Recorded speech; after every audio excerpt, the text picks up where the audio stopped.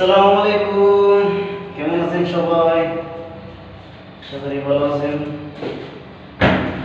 তো কি করতেছেন সবাই? আছেন তো বলা।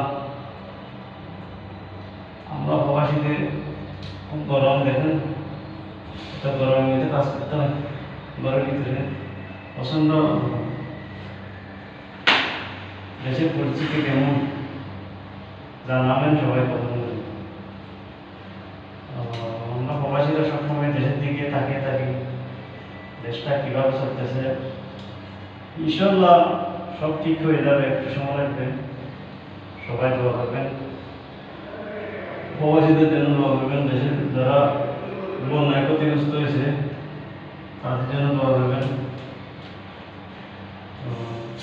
সবাই মিলিয়ে তো আমরা মানুষ, একজন একজনের জন্য দোয়া না করলে কীভাবে আমরা উপস্থিতি দিতে হবে? একজন একজনকে সবাই সাহায্য করতে হবে। তাহলে সবাই ভালো থাকবেন, দোয়া করবেন আমাদের জন্য।